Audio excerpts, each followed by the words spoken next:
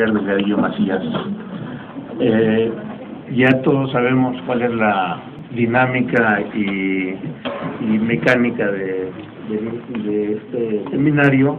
Exposición es normal de 20 minutos, de 30 minutos, perdón, y posteriormente a la exposición de los tres, daríamos paso a las preguntas y respuestas de parte de todos ustedes.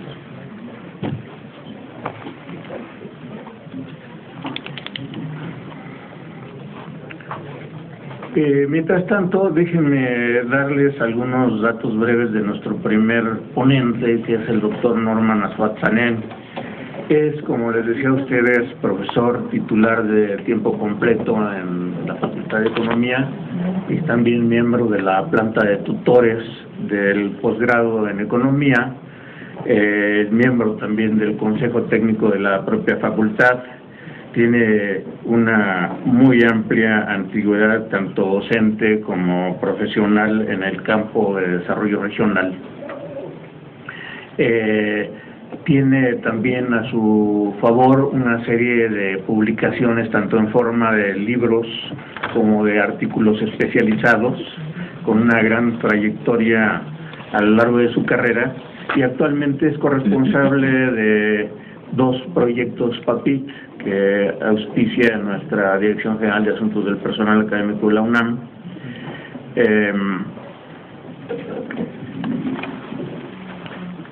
Entonces, no sé si ya esté preparada tu ponencia, Norman. Entonces, sin más, tienes el micrófono en tu mano. Bueno, buenas tardes a todos. Primero quisiera agradecer a los organizadores de este 21º Seminario de Economía Regional Urbana del Instituto de Investigaciones Económicas la invitación a este evento, y realmente una felicitación porque a lo largo de los años siempre ha sido un evento muy importante para poder intercambiar los temas con respecto a la cuestión regional urbana. Bueno, voy a presentar a ustedes un trabajo, producto no solo mío, sino de un equipo de trabajo que hemos estado ya bastante tiempo desarrollando este tema. El tema es configuración económica regional y planeación federal en México. Aquí básicamente la idea es presentarles a ustedes la hipótesis de que las unidades económicas son las que determinan el comportamiento de regiones y ciudades, y son las que deberían de considerar la planeación federal para descentralizar y desconcentrar las decisiones económicas. Generalmente se toma en cuenta a las unidades político-administrativas para la toma de decisiones, y se asume que las unidades económicas espaciales están acotadas a las unidades político-administrativas, y entonces las regiones toman a las entidades federativas y municipios. Entonces el planteamiento que voy a hacer a ustedes es contrario a esta posición, y voy a sustentar que lo que se debe de hacer es, desde el punto de vista federal, identificar la forma en que funciona la actividad económica en el espacio, que forma regiones y territorios, y que esto se desborda sobre las unidades político-administrativas, y que esta falla central no permite que se tomen buenas decisiones de la planeación federal, porque se acotan a gobiernos locales que no son pertinentes para enfrentar los problemas del desarrollo en el espacio. Entonces esa es la tesis que voy a presentar a ustedes. Tiene 8 puntos: los antecedentes, una concepción, la pregunta, hipótesis, metodología, objetivos. Vamos a hacer una caracterización de espacios subnacionales y ver cómo se asocian a la concentración. Luego hicimos un modelo econométrico para mostrar cómo la concentración económica en las ciudades determina en realidad el desempeño de economías estatales, las conclusiones y unas propuestas de cambio. Bueno, primero, es obvio hoy en día que la concentración económica en el espacio es un paradigma dominante en la explicación del desarrollo económico desde diversas perspectivas teóricas. Segundo, hay casos exitosos de crecimiento económico y desarrollo, como son los de la Unión Europea y los de China, que toman en cuenta la concentración económica como eje del cambio y la delimitación precisa de zonas económicas espaciales para la instrumentación de políticas. La evidencia empírica además muestra que unas cuantas regiones económicas y ciudades concentran la mayor parte de la producción y el consumo. Se acepta, de hecho, que la principal característica de la distribución de la actividad económica sobre el espacio es su concentración, que generalmente adopta un patrón espacial de centro-periferia territorialmente establecido por el sistema de ciudades y áreas de influencia. La configuración económica de regiones y su territorio pues está constituido por esta red de ciudades y por redes de transporte que se vinculan. No obstante, en nuestro país, la explicación del desempeño de las economías subnacionales y la política económica toma como unidades de desempeño y gestión de políticas y planes federales a entidades federativas y municipios del país. Y aquí voy a ser muy irreverente y muy provocador en el sentido de que creo que las economías estatales y las economías municipales, a pesar de que se hable de desarrollo municipal, no tiene mucho sentido más que el sentido en la toma de decisiones, y que generalmente es un conflicto entre la toma de decisiones y las unidades económicas. A pesar de que se toma este acotamiento, a pesar de que es claro que solamente unas cuantas ciudades concentran la actividad económica. Por ejemplo, en nuestro país, 56 zonas metropolitanas generan 75% del PIB, 66% del empleo, y reside ahí el 56% de la población. Paradójicamente, los instrumentos de planeación directa están asignados a los estados, según el artículo 115 constitucional en la legislación vigente. Entonces, esta es una incongruencia. Por un lado, municipios acotados de planeación urbana, cuando tenemos desarrollos y concentración económica generalmente formadas por zonas metropolitanas que rebasan esos espacios político-administrativos. Además, las políticas federales tratan de impulsar esta gestión. Por ejemplo, la 61ª legislatura del Senado de la República está reformando la ley de planeación, considerando que en la elaboración del Plan Nacional de Desarrollo, los ejecutores de programas federales sean gobiernos estatales. Se pretende además que la ejecución de los programas que estimulen el desarrollo económico y social sean realizados por las autoridades de las entidades federativas del país, lo que pareciera ser muy adecuado. Sin embargo, como no hay coincidencia entre los espacios económicos y los espacios políticos, se genera un serio problema. Por otra parte, el Senado de la República ha establecido en mayo de 2010 la Mesa Interparlamentaria para la Reforma de Zonas Urbanas, para reformar el marco jurídico, en particular con respecto al desarrollo metropolitano, que es una muestra de que ya haya un problema muy serio sobre este problema de gobernabilidad de las zonas metropolitanas. Lo que implica precisamente revisar si realmente la selección de unidades espaciales político-administrativas, estados y municipios son las convenientes para descentralizar y desconcentrar la gestión de políticas y planes federales del desarrollo económico del país. Entonces, ese es el problema que traigo a ustedes en este momento.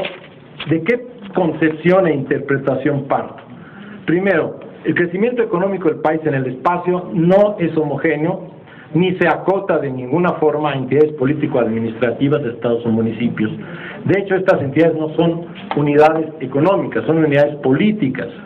Y ahí el problema de cómo pretender que se desempeñen como unidades económicas cuando no lo son artificialmente económicas por las políticas. Segundo, la actividad económica tiende a concentrarse, a formar nodos dados por el sistema de ciudades, y los sitios que forman entre sí los intercambios y las redes de transporte definen un comportamiento de la economía en el espacio.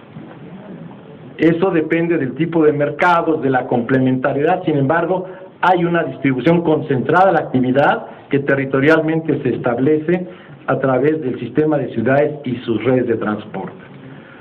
Yo he trabajado esto desde una perspectiva que he denominado el enfoque de la dimensión espacial de la economía, y la idea es caracterizar el espacio económico y características derivadas de territorio y región.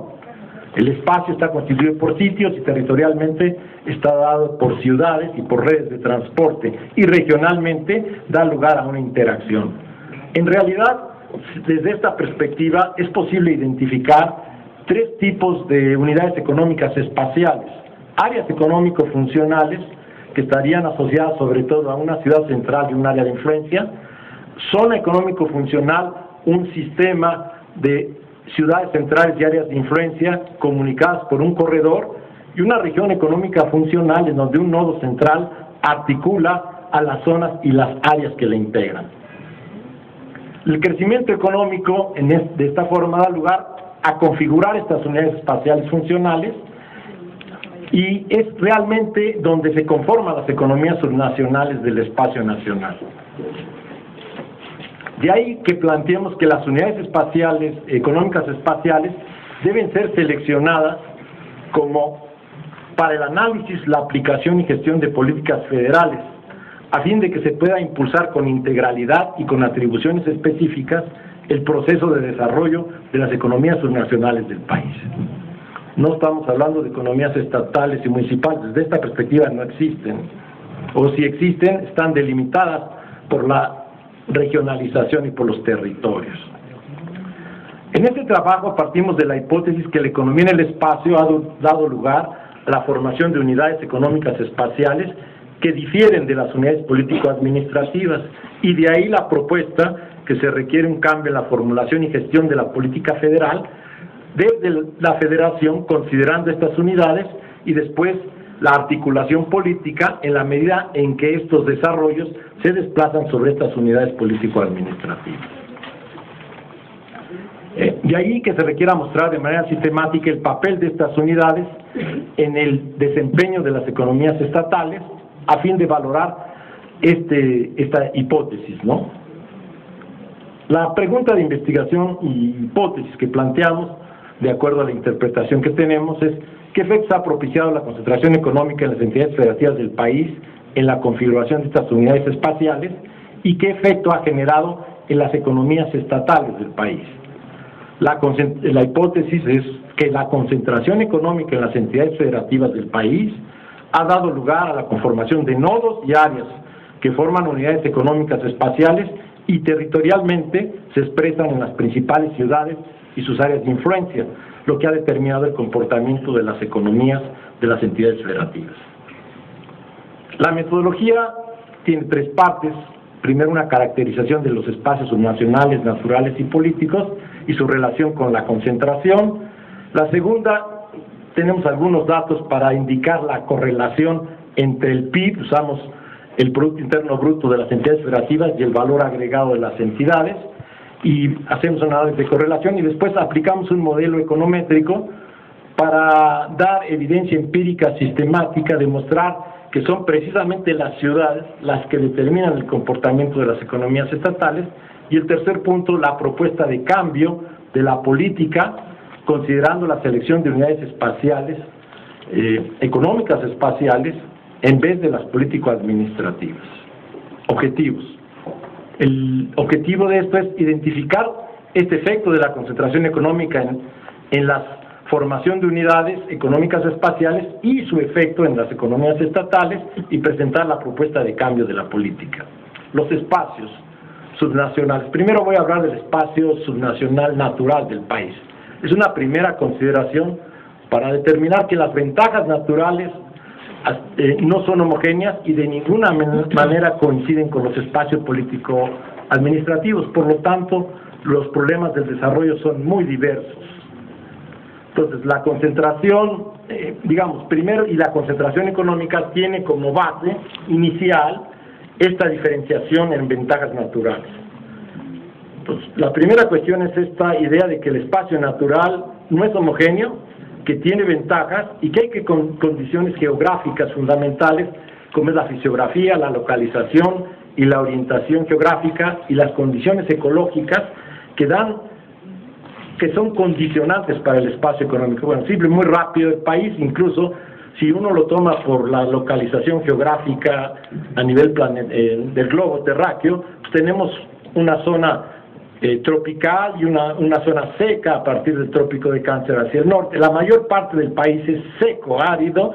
La parte central es una parte, templada por efecto del sistema montañoso, y la parte húmeda sobre la parte sur. Incluso la forma que nos decían en la escuela primaria que era un cuerno de la abundancia, bueno, cuando uno ve los datos dice, bueno, quién sabe qué tanto sea cierto esto, porque hay serias limitaciones.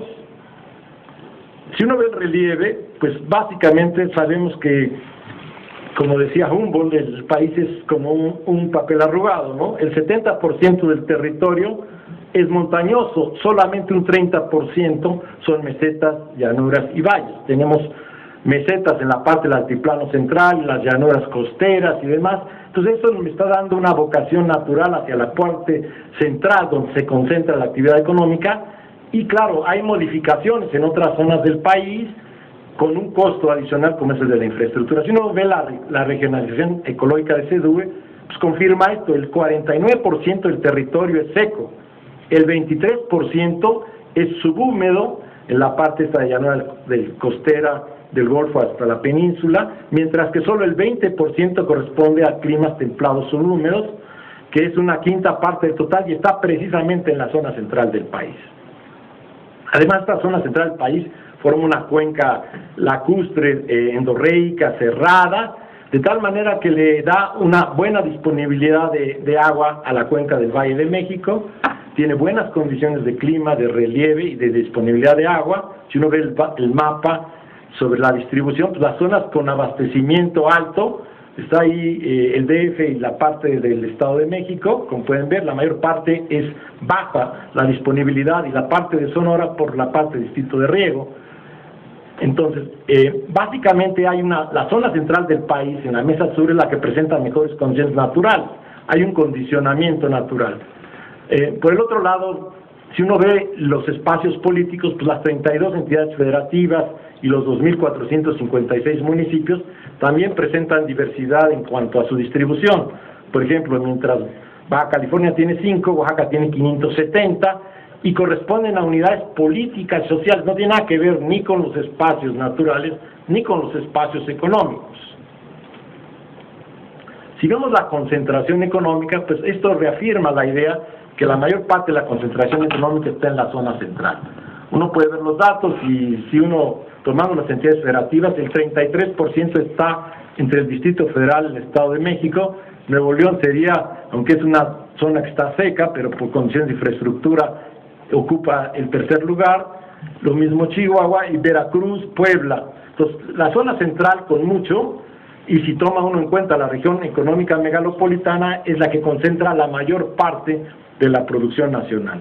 Si uno toma las zonas urbanas, las 56 zonas metropolitanas y las 32 ciudades mayores de 100,000 habitantes que contienen las entidades federativas, y compara estas ciudades con respecto al PIB, pues podríamos ver, básicamente aquí está sobredimensionado un poco el Distrito Federal porque metimos el Estado de México, incluye la parte de Toluca, con casi un 40% del valor agregado. Entonces, a nivel de las ciudades hay una coincidencia entre el valor agregado y el PIB. Es de ustedes conocido que el PIB mide valores finales en la producción y que no descuenta la producción intermedia, mientras que el valor agregado está descontando los valores intermedios. No hay coincidencia directa, sino es una proporción el valor agregado del PIB, y además hay una sobreestimación en el PIB porque mete algunas cuestiones del sector financiero que hay que descontar, en fin, todo el problema de las cuentas nacionales, ¿no? Pero sin embargo, 5 entidades federativas concentran la mayor parte de la producción y del valor. Y si uno ve las gráficas comparando estos dos valores entre valor agregado y PIB, pues es claro la asociación que existe en ambas, ¿no? Si uno analiza con un análisis de correlación entre el PIB y el valor agregado, pues queda muy claro que existe una correlación casi perfecta de un 93% entre el PIB y el valor agregado, lo que quiere decir que hay una representación casi exacta. Sin embargo, para hacer una muestra más rigurosa, elaboramos un modelo econométrico para buscar una asociación estadística sustentada y mostrar cómo si eso realmente se prueba. Es una evidencia que proponemos. Hicimos un modelito para establecer las relaciones entre la concentración económica de las ciudades, que es la hipótesis que tratamos de comprobar, y el comportamiento del PIB de las entidades federativas del país. Este es un modelo que yo he trabajado sobre la concentración económica, que en esencia dice que se debe a diferencias de productividad, de rentabilidad, de los sitios I, J en el tiempo T, en donde obviamente la concentración será si hay mayor rentabilidad de un sitio con respecto al otro. La rentabilidad es una función del producto endógeno, y de la reestructuración. El producto endógeno es el producto adicional que se genera en un sitio por una externalidad espacial, y la reestructuración es el movimiento o desplazamiento de ese producto cuando dos sitios están próximos. Entonces se analizan los desplazamientos. Bien. Ya no voy a meterme aquí en los detalles, son la explicación del modelo, no tengo mucho tiempo. Después se hace un análisis de la evaluación econométrica del modelo, se toman las diferencias de producto endógeno y reestructuración entre el sitio I y el J, y después se aplican logaritmos para hacer una linealización de esta función, y después se hace la formulación econométrica de la ecuación, que simplemente asumimos que es lineal. Por eso los coeficientes de alfa y beta beta 1 y beta 2 están estableciendo la linealidad del proceso, y las variables, que es Y, el producto endógeno y la reestructuración, más el error de estimación. Este tipo de modelos, para que reflejara lo que nos interesa, usamos un modelo econométrico de panel, y como ustedes saben, el panel se hacen cortes transversales, se toman las ciudades y las entidades federativas y luego se combinan con series históricas. Y además la metodología consiste en hacer 3 tipos de evaluaciones para ver si es consistente el modelo: mínimos cuadrados ordinarios, efectos fijos y aleatorios. Los mínimos cuadrados simplemente para probar que cumple con los supuestos básicos del análisis de regresión. Los efectos fijos si se mantiene el mismo comportamiento de las ciudades, y aleatorios si hay variación en ellas, ¿no? Entonces, básicamente, las variables que usamos para el modelo son: para la concentración, es el PIB del año inicial sobre el año final sobre el año inicial. El producto endógeno, tomamos la población ocupada de esos 2 periodos, y la reestructuración es un índice compuesto entre población total y valor agregado per cápita. Hicimos las corridas. En realidad, si uno observa que el efecto de aleatorios, que es la que sale de acuerdo a la literatura la más conveniente, pues en realidad el modelo es estadísticamente significativo en su conjunto y en cada una de las variables, pasa las pruebas del error estadístico, de la prueba T y de la probabilidad, es menor al 5% toda, como pueden ver ustedes, ¿no? Y además tiene una R cuadrada del 82%. Ahora, conclusiones. Los resultados muestran que los regresores presentan una relación positiva entre el comportamiento del PIB y el aumento en el valor agregado. El valor agregado censal bruto muestra una asociación positiva y mayor con el PIB que las otras variables, de tal manera que por cada incremento de una unidad de valor agregado en las unidades económicas espaciales implica un aumento en porcentaje del Producto Interno Bruto de las entidades federativas de 0.43. Si uno considera las otras, llegaríamos a una relación de 1 a 0.58. Cabría preguntarse, ¿y la diferencia de dónde viene? Bueno, básicamente por esta diferencia de medición entre el PIB y el valor agregado, si uno va a las cuentas nacionales como se presenta en este dato, pues la participación del valor agregado en el PIB fluctúa alrededor del 57% en promedio. Además, por otra parte, solo considerando esto, podemos establecer que el valor agregado explica en un 75% el comportamiento del PIB de las entidades federativas. Y si además consideramos que el PIB tiene montos financieros que hay que descontar, más la producción del sector primario, de los datos censales, consideramos que es ampliamente significativo y representativo el modelo. Por otra parte, como señalé, el modelo es, de acuerdo a la literatura del análisis de regresión y la metodología, significativo, tiene una R cuadrada de 8.2 y se ajustan perfectamente. Y es aleatorio también, lo que implica considerar que difiere el tamaño y las características de las ciudades, pero aún así se mantiene esa relación, que es el efecto aleatorio. De ahí que la evidencia empírica analizada econométricamente permita sustentar la hipótesis de trabajo que se planteó. Es decir, se constata que la concentración económica en las entidades federativas del país ha dado lugar a la conformación de unidades económicas espaciales territorialmente expresadas en las principales ciudades y sus áreas de influencia, lo que ha determinado el comportamiento del PIB de las entidades federativas del país. Obviamente que esta conclusión nos llevaría a pensar en cambiar la política. En vez de tomar la política por estados y municipios, tendríamos que tomar la política considerando regiones integradas por sistemas de ciudades y áreas de influencia, y de esta vinculación económica, ver cuáles son las áreas político-administrativas y ver qué formas de gobierno se pueden establecer. Y claro, esto nos lleva necesariamente a formas de gobierno básicamente federales, porque implica intereses estatales y municipales, muy viejas, quizás recordando la idea de las viejas comisiones de desarrollo regional y territorial, que debería de establecer la política federal en vez de estar tratando de desagregar un plan federal para que los estados y municipios participen. Entonces ahí es un problema muy serio. Me parece que es un problema federal, que es la que debe, la federación es la que debe de integrar este proceso, porque en realidad las unidades políticas, sin quitar su importancia en la toma de decisiones, no están facultadas para poder atender los procesos de expansión y desarrollo. Sí. ¿Cuáles son las propuestas de cambio en el análisis y gestión? Bueno, primero la primera cuestión es considerar la economía a nivel subnacional y la conformación regional y territorial de esta economía, más allá de los espacios políticos administrativos, tanto para la formulación de la política como para la gestión y la instrumentación. Desgraciadamente la economía se concibe a nivel agregado, sectorial y nacional, y las economías subnacionales no se toman en cuenta. De ahí la importancia desde mi punto de vista, de que las economías estatales no son economías subnacionales, son las regiones y las ciudades que las integran.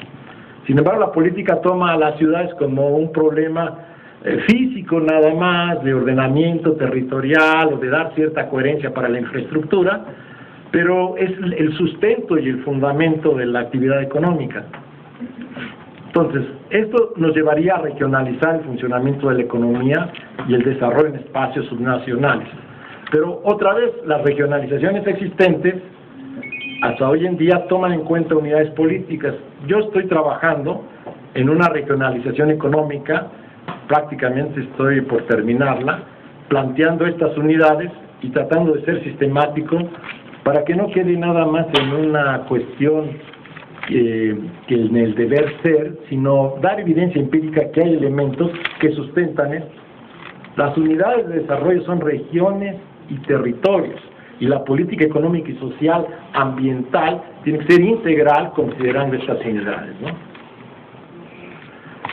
La gobernanza y la coordinación de grupos de interés debe realizarse por el Estado, y ahí serían formas de colaboración de gobiernos locales, ya sea estados o municipios. Hay muchas áreas del país que no necesariamente se acotarían solo estados, sino municipios que son desbordados. El caso más claro pues es el de Gómez Palacio, ¿no? Lerdo, ¿no? Y Torreón. Ahí entran 2 estados, varios municipios, entonces hay un problema de gobernabilidad. Por otra parte, no todos los problemas económicos en las distintas regiones y subregiones son comunes a todas las entidades y municipios.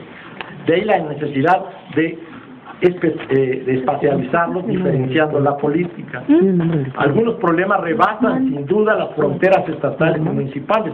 Por ejemplo, el caso de Oaxaca. Oaxaca, con todos los problemas que tiene, pues tiene 4 o 5 subespacios que están más vinculados, salvo el caso de los valles centrales, a otras zonas de Veracruz, de Puebla, ¿no? Y de la parte del sureste, que al propio estado. Están fragmentados simplemente por la parte territorial.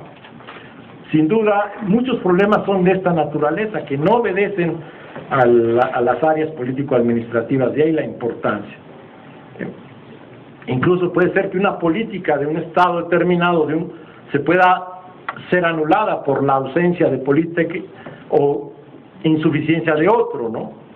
La planeación federal en el país debe de concebirse de manera estratégica, pero sustentada en cómo opera realmente y cómo se estructura la economía y el desarrollo económico y social en los espacios nacionales. Se precisa encuadrar la política económica en su ámbito espacial, considerando este tipo de unidades espaciales desde una perspectiva regional y territorial. Es el caso de la Unión Europea y el de China. Por lo tanto, se propone que la política económica tenga una dimensión espacial y que tome como eje de crecimiento y desarrollo a las economías subnacionales del país, caracterizadas por estas unidades espaciales.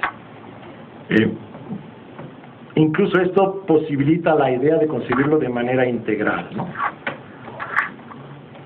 Entonces, básicamente ya no tengo tiempo, pero espero que esta reflexión haya sido clara para que ustedes puedan tener idea de este trabajo que presento a ustedes. Muchas gracias.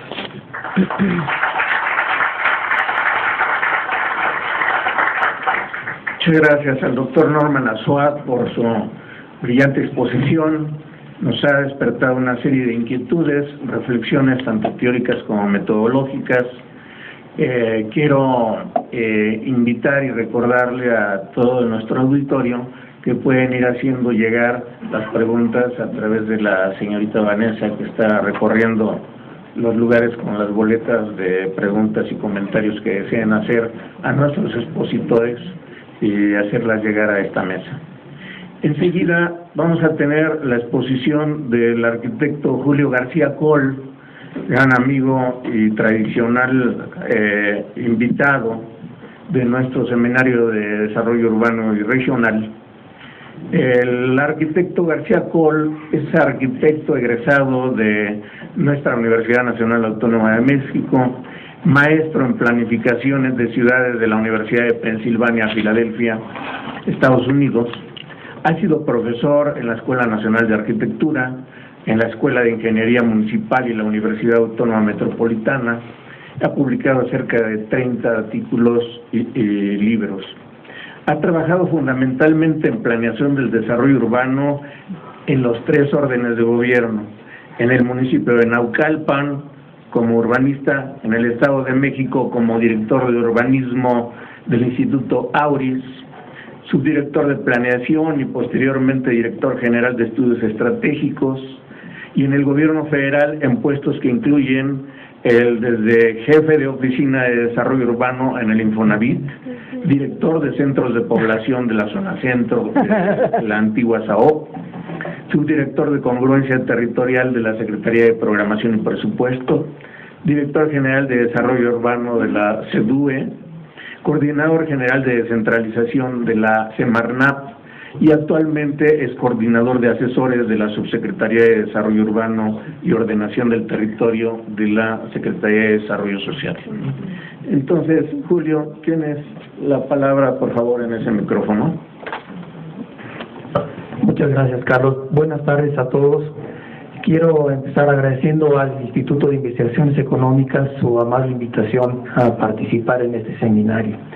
Lo voy a hacer con referencia a los puntos que se señalan en la siguiente lámina, por favor.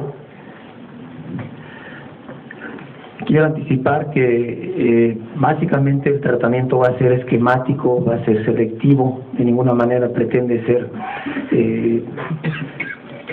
sistemático ni cubrir todos los aspectos. Va a ser fundamentalmente destacando aquellos aspectos que considero que son más fundamentales de esos 5 puntos señalados ahí. El primero se va a referir a algunas cuestiones de diagnóstico mínimo. En ese sentido es favorable que Alfonso Iracheta haya presentado una serie de cuestiones de ese diagnóstico antes, ¿no? El segundo punto se va a referir a las causas y obstáculos, el porqué de la situación que tenemos territorialmente en México, el porqué en términos de los procesos que se dan en la urbanización, pero también la respuesta que se debería dar por parte del gobierno y de otras instancias. Pasando ya al qué hacer, voy a abordar un tercer punto relativo a los enfoques y voy a proponer un enfoque con una denominación un poco arbitraria de un enfoque sistémico estratégico, y luego apuntar algún bosquejar básicamente dos tipos de estrategias, una de carácter territorial nacional, de ordenamiento del territorio, y otra de estructuración urbana, fundamentalmente referida naturalmente a lo que son el desarrollo de los centros de población. Voy a finalizar con algunas conclusiones con respecto a algunos factores que son más o menos fijos, relativamente fijos, y otros en los que podemos participar. Si pasan a la siguiente, por favor. En relación con el diagnóstico voy a ser muy breve, por la razón que comentaba, y además porque creo que son problemas bien conocidos. Recurriendo a este método también bien conocido del árbol de problemas, podemos señalar ahí que en la parte central se apuntan cuáles son los problemas principales, esto muy esquemático otra vez, que tiene el país. Tenemos los dos extremos territoriales de mayor costo social. Si le hacemos caso a Harry Richardson, podríamos señalar, bueno, aquí está muy incómodo voltear, pero bueno, podríamos señalar que en la grafiquita esa que está a la derecha del tronco, que son los problemas, podemos ver que hay en las ordenadas de esa gráfica los beneficios y costos, y en las abscisas el tamaño de la población, de los centros de población. Podemos ver que los beneficios son pequeños, es la línea azul fuerte, van aumentando según aumenta el tamaño de la población, y luego se reducen cuando llegamos a situaciones como la que tenemos en esta zona metropolitana con más de 20 millones de habitantes, donde evidentemente empieza a haber problemas de congestionamiento, problemas de dificultades administrativas, etcétera, bien conocidos por todos. En cambio, los costos empiezan pequeños, bajan aún más cuando aumenta la población, porque hay evidentemente economías de escala y demás, y aumentan otra vez cuando tenemos grandes concentraciones. Este diagrama sencillo no era ni siquiera para Harry Richardson así muy categórico, pero sí podemos tomarlo como una referencia bastante razonable, que de alguna manera dio base a toda una política que se siguió en sexenios anteriores, que fue la de apoyo a las ciudades medias. Si ven, ahí entre los costos y beneficios, la relación más favorable está justamente en esas ciudades medias. Hoy en día, evidentemente, necesitamos cosas más complejas, más sofisticadas, cosas que tomen en cuenta la situación de no solamente las ciudades medias que se favorecieron en aquel entonces, sino situaciones, como digo, más complejas que voy a abordar un poco más adelante.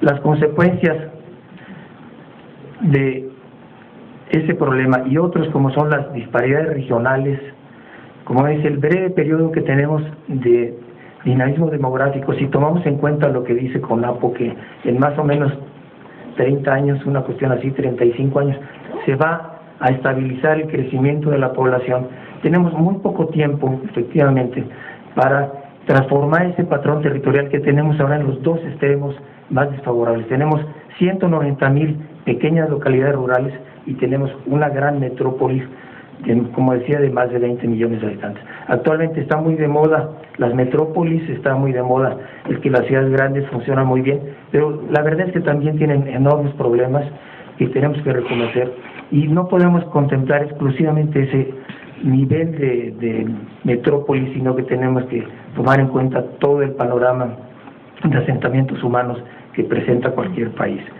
Junto a esto, que tiene que ver con cuestiones de ordenamiento territorial, tenemos que reconocer que hay también problemas que aquí se plantean exclusivamente por su nombre, problemas de desorden muy graves, problemas de carencias también fundamentales y problemas de deterioro urbano. No los voy a tocar por el momento, son bien conocidos, prefiero pasar a algunas otras cosas más adelante. La parte de abajo de este árbol de problemas que tiene en el tronco propiamente los problemas, en sus ramas las consecuencias, son las raíces, que yo pienso que es lo fundamental que deberíamos contemplar. ¿Por qué tenemos esa situación? ¿Por qué tenemos esos problemas? Eso es lo que tenemos que enfrentar, y voy a pasar en la siguiente lámina, por favor, a comentar algo relativo a esas causas y obstáculos que determinan la situación que tenemos ahora. Entre ellos se apuntan ahí siendo también selectivo y esquemático, que existe evidentemente una situación de rapidez y complejidad de los fenómenos territoriales en México. Si piensan que Nezahualcóyotl, por ejemplo, en 20 años creció de casi nada, de 15,000 a 600,000 habitantes, vemos ahí que existe un problema, evidentemente. Si tomamos en cuenta de otras ciudades europeas, Florencia, por ejemplo, pues para crecer a 600,000 habitantes tuvieron que pasar varios siglos. Esto evidentemente también hace compleja la situación. Hay, por otro lado, pasando a la otra cara de la moneda, incomprensión de la importancia y necesidad de la planeación territorial, falta de voluntad política consecuente, no solamente por eso, pero también falta de voluntad política. Tenemos cortas administraciones públicas locales que evidentemente no coinciden con lo que son los problemas de largo plazo a los que tenemos que enfrentarnos. Hay recursos escasos, hay un problema que ya señalaba Alfonso Iracheta de autoritarismo y de escasa participación ciudadana, aun cuando han proliferado los organismos no gubernamentales. La verdad es que si tomamos como base un artículo que surgió en el 68, si no me acuerdo mal, sobre la participación, ahí comentaba una idea que me parece interesante, que es el de una escalera de la participación con diferentes peldaños. Los peldaños inferiores son los de manipulación, son los de tratamiento, y tenemos como peldaño superior quizá lo que podemos llamar poder ciudadano, la participación efectiva en la toma de decisiones. Entre esos dos extremos de la escalera tenemos lo que en este momento está funcionando en México, que es la consulta que en muchos casos es a toro pasado, cuando ya está el plan, vamos a consultar a ver qué les parece, se hace una cosa muy formal, y evidentemente eso no sirve pues, prácticamente para nada, ¿no? Entonces es importante que tomemos en cuenta que existe efectivamente una escalera de la participación. Antes surgió ese tema en la mesa anterior, y que deberíamos aspirar a subir esos peldaños para llegar a que efectivamente haya una participación de los ciudadanos que participe en todo, que intervenga en todo, desde la definición de objetivos, el planteamiento de los problemas que son esenciales, la definición de la estrategia que consideran más conveniente, y luego en la instrumentación, participación también en la ejecución de los planes. Tenemos también un marco jurídico institucional insuficiente. Hoy se comentó ampliamente por parte de algunos compañeros, el mismo Alfonso, también Homero Meneses, que creo que se acaba de ir. ¿Qué es lo que se está haciendo? Afortunadamente se está modificando y hay algunos visos de que esto puede mejorar a corto plazo. Tenemos enfoques sectoriales de corto plazo y fundamentalmente lo que yo considero básico para explicar la situación que tenemos una política neoliberal ya de 30 años que se ha agudizado durante los últimos, en donde tenemos que reconocer que estaba acompañada de predominio de los intereses creados y de la corrupción. Eso es lo que tenemos como política económica actualmente, como política neoliberal, que le ha dado al traste a muchos países, incluyendo a México, y voy a comentar un poco por qué. La página siguiente, por favor. En esta gráfica que ven ahí a la izquierda, que está tomada de un libro muy interesante de David Harvey, se llama Pequeña Historia del Neoliberalismo, se identifica claramente qué es lo que está pasando, para que evidentemente reconozcamos que estos fenómenos, el neoliberalismo, la globalización, no caen del cielo, no surgen porque sí, no son resultado de evoluciones, etcétera. Son políticas deliberadas que se imponen por ciertos grupos, por ciertos organismos, por ciertas personas. En este caso, el neoliberalismo responde a, como ven allí, y la gráfica de la izquierda se refiere básicamente a situaciones de Estados Unidos, de Francia y de la Gran Bretaña, a una situación en la que las élites de esos países, durante los años después de la Primera y Segunda Guerra Mundial, fueron perdiendo su participación del ingreso, y ese 1 al millar de los países que tenía cerca del 12% del ingreso al principio, en 1913, fue bajando hasta tener, en el caso de Estados Unidos en particular, 2%. No está nada mal tener, siendo 1 al millar de la población, tener 2% del ingreso, es 20 veces más que el promedio, ¿no? Pero eso no era suficiente, de manera que entraron ciertas medidas que impulsaron gentes como Margaret Thatcher en Inglaterra, como Reagan en Estados Unidos, como Pinochet poco después en Chile, etcétera, y gente de esa fauna que impulsaron esa nueva política neoliberal denominada, que llevó a que efectivamente en apenas 20 años Estados Unidos, esa élite ganó 3 veces más de lo que ganaba antes.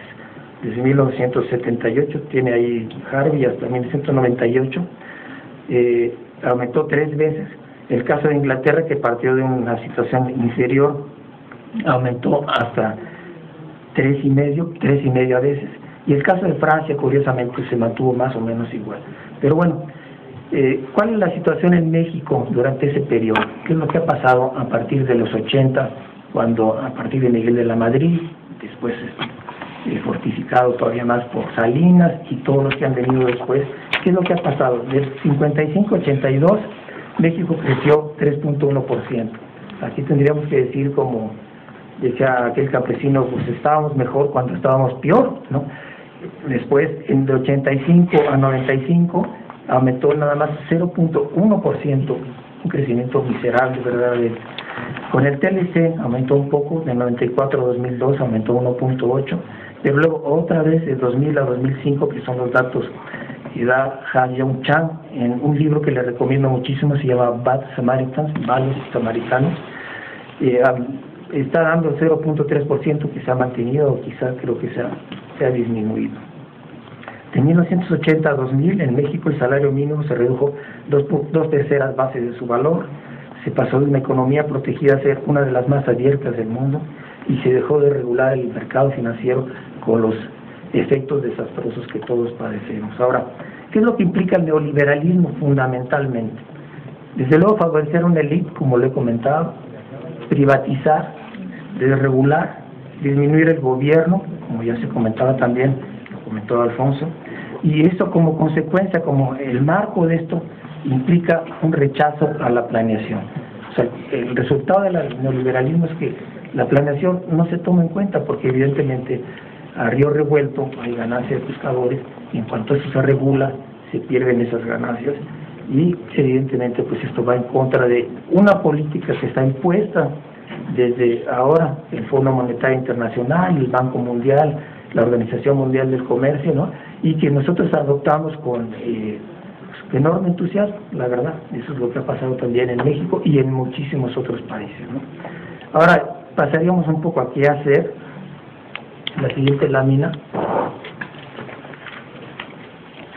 Estoy planteando esto quizá en 2 vertientes, una de enfoques. Pienso que tenemos que cambiar nuestros enfoques por un lado, y también plantear ciertas estrategias, cosa a la que me voy a referir un poquito más adelante. Un primer enfoque, que estoy denominando así, como digo, arbitrariamente sistémico estratégico, parte del reconocimiento de que estamos enfrentando sistemas complejos. Aquí voy a dar básicamente 3 cápsulas también muy sencillas, muy esquemáticas. La primera es reconocer que lo más importante en los sistemas es la relación entre diferentes factores, la relación entre los elementos. No son los factores, ni es el todo, ni es el conjunto de ese sistema que va cambiando un poco a la manera de rostro, de cómo van cambiando en el tiempo ciertas condiciones. O sea, lo fundamental es reconocer que existen factores que se vinculan entre sí, y esos factores determinan qué es lo que está pasando. Una segunda cápsula sería algo que me interesó, me gustó de un artículo, de un capítulo de un libro que se señala ahí atrás como fuente, que es el reconocimiento de que podemos adoptar diferentes enfoques para enfrentarnos a las situaciones, a los problemas. Uno primero, el más primitivo, sería el de tomar en cuenta los eventos, reaccionar a esos eventos, darle una orientación temporal del presente, simplemente como forma de presenciar los eventos, y preguntarnos cuál es la forma más rápida de reaccionar a este evento. Por tomar un ejemplo cualquiera, podemos decir, bueno, ante los incendios, pues vamos a ver, hay un incendio, lo vamos a atacar, lo vamos a apagar y tal. Una segunda fase, podemos llamarla la de patrones y tendencias, que es, vamos a ir viendo qué es lo que está pasando con los incendios en esta ciudad, dónde se están dando, cuáles son las tendencias, dónde se presentan. Podemos hablar lo mismo de inundaciones o de lo que sea, ¿no? Hay básicamente el modo de acción es de adaptar seguir la tendencia de eventos y preguntarnos qué clase de tendencias se están conformando. La tercera fase, que es la más de fondo evidentemente, que es la más sistémica, es entrar a una cuestión de estructuras y reconocer qué es lo que está creando el cambio, cuáles son los factores que están interviniendo, cómo se vinculan entre sí, pensar mucho al futuro y utilizar como herramientas los lazos causales, ¿no?, los causal loops, esos que hablan, y otras herramientas que utilizan el pensamiento sistémico, y pensar en qué estructura está causando estas tendencias, qué estructura está causando la inseguridad en México, qué estructura está causando la pobreza que tenemos en México, cuáles son los factores que intervienen, porque si no abordamos, como se señala aquí abajo, las cuestiones complejas, los sistemas complejos, de una forma también compleja, si no adoptamos lo que señala la ley de Ashby, que dice que solo la variedad absorbe la variedad, realmente no vamos a resolver ningún problema. Esto quizá en un ejemplo un poco pedestre podría decir, bueno, pues una bicicleta es un sistema, lo podemos regular con un manubrio, con unos pedales, a lo mejor con un timbre y un grito, lo que sea, ¿no? Un automóvil o un avión, por supuesto, requieren de muchos más instrumentos, de muchos más indicadores y muchos más instrumentos más complejos para poderlo regular. Ahora, una ciudad que es el artefacto más complejo que ha creado la humanidad requiere de muchísimos instrumentos, se requiere de muchos indicadores para poder realmente participar y pretender que la vamos a modificar. Ahora, esto parece sugerir que vamos a crear otra vez comisiones, comités centrales de planeación que pues demostraron de alguna manera que fueron un fracaso.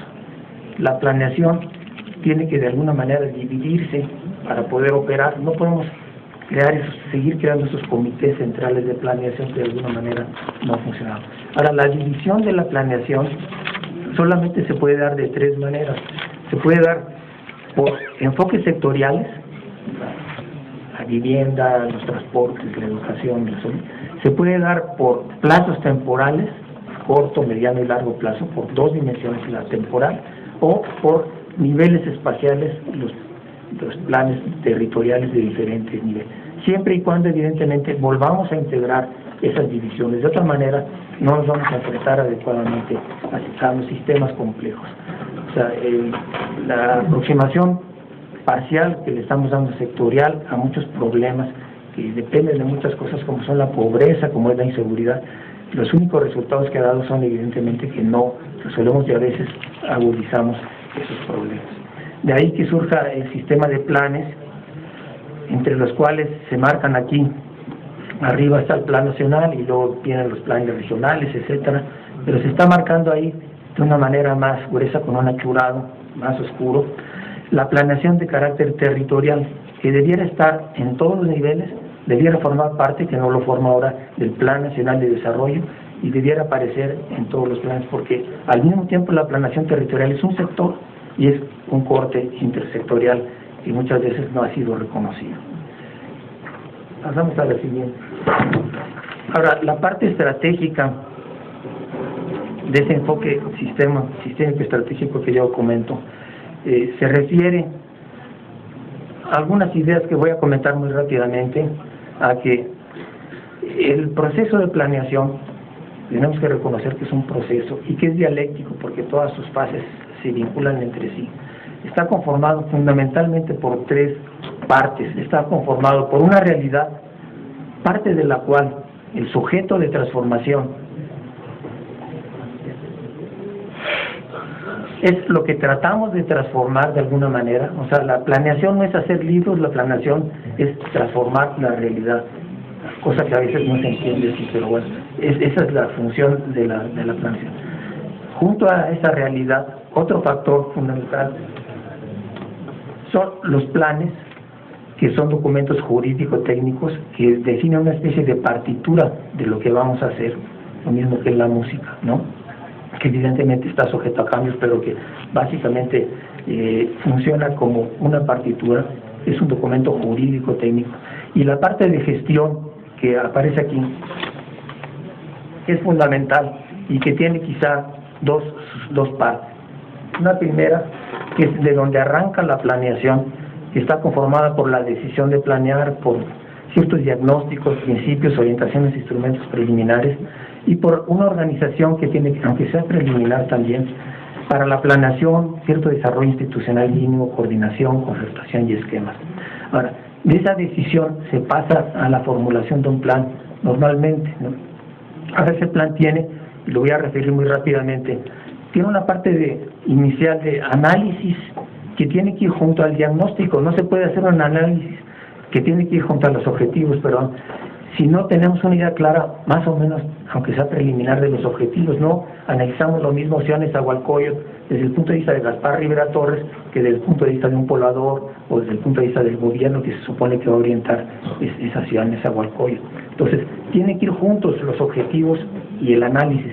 De la confrontación entre ambos surge el diagnóstico, que tiene que ser siempre muy resumido. Es esto complicado ver planes en donde hay supuestamente un diagnóstico que tiene cientos de páginas y luego hay unos objetivos que están por allá atrás y una estrategia de 5 páginas y unos instrumentos que a veces ni existen. Entonces, sí tenemos que definir el diagnóstico y los pronósticos como algo muy definitivo. Es lo mismo que un doctor cuando te dice que tienes diabetes o que tienes lo que sea. Es que hay una definición muy clara de cuáles son los problemas en relación con los objetivos. De ahí se pasa, como está señalado ahí, un poco más hacia la derecha, a lo que son las estrategias alternativas, que tienen que ser alternativas. No hay una estrategia nunca, siempre hay varias estrategias que se analizan en cuanto a su costo, beneficios, en relación a los objetivos y demás. Se evalúan y se seleccionan. Después se pasa al diseño de la estrategia propiamente y los programas de acción. En México, si no hay programas, no hay acción, porque existe una cosa que se llama la apertura programática, que está definida dentro de la Secretaría de Hacienda y Crédito Público, que es la que determina cómo se asignan los recursos a qué tipo de acciones. Y finalmente pasamos a una definición de metas, de resultados y de instrumentos, que es este último punto que nos conduce ya a esta otra parte de la gestión, en donde se realizan los proyectos ejecutivos, en donde se ejecuta el plan y hay un sistema de seguimiento, evaluación y retroalimentación, que es lo que finalmente, como ejecución y operación, incide en el sujeto de transformación y transforma esa realidad. Esto, como digo, es un proceso dialéctico que no se puede decir que empiece en aquí o allá. Cuando estamos definiendo objetivos, como estamos definiendo una estrategia, nos tenemos que pasar a ver las metas, pasar los instrumentos, y de repente nos damos cuenta que no tenemos recursos para hacer una cosa, tenemos que cambiar los objetivos, etcétera. Como digo, es un proceso integrado y dialéctico. Esto lo planteado también pues en términos muy esquemáticos, ¿no? Voy a pasar ahora también a bosquejar algunos elementos de la estrategia. En el primer caso, de la Estrategia Territorial Nacional, que es una idea que se ha impulsado desde la Subsecretaría de Desarrollo Urbano y Ordenación del Territorio, desde CEDESOL, y que afortunadamente en este momento estamos realizando con el Instituto de Investigaciones Económicas, con Adolfo Sánchez Almanza aquí, ¿no? Ahí la idea de partida es consolidar e integrar todos los sistemas urbanos rurales del país. Aquí tenemos que reconocer, como lo decía Norma, que la economía no se dispersa por todas partes, se concentra, tiene nodos, esto es evidente, pero de alguna manera esos sistemas urbanos rurales que tienen una definición funcional, o sea, la definición de las ciudades de distintos tamaños, las zonas rurales y los asentamientos se vinculan. En este el Instituto ha identificado 26 sistemas urbanos rurales en el país. Aquí en el mapa que aparece ahí están dibujados 13 nada más y están dibujados en forma muy intuitiva, ¿no? Pero sí hay un trabajo con algunos modelos gravitacionales y demás que están planteando esa existencia de 26 sistemas urbanos rurales en el país. Se pasa de la idea de ciudades medias que comentaba antes a la idea de sistemas urbanos rurales. No podemos separar las ciudades de su entorno rural. Que esa es una concepción que queremos dar ahora. Queremos darla en el sentido de que esos sistemas, aunque evidentemente varían en sus condiciones económicas y demás, tiendan a tener un máximo de autosuficiencia. Es absurdo que Bueno, no es absurdo, tiene su razón, pero es absurdo que se traigan algunos alimentos de una distancia lejanísima, que los jabones que se utilizan en Cancún no se hagan con los cocoteros que están por ahí, sino que se traigan a veces de París o de donde sea, ¿no? Entonces, sí, la intención es que esos sistemas urbanos rurales tiendan a tener una mayor autosuficiencia, que evidentemente no es total. Ahí en los sistemas urbanos rurales tenemos metrópolis alfa, que son ciudades importantes, que son las metrópolis que sí son metrópolis, que prestan los servicios superiores, ciudades medias, etcétera. Me están pasando ya la tarjeta amarilla, pero bueno, bueno, ahí ven algunas ideas con respecto a lo que es esa estrategia territorial nacional.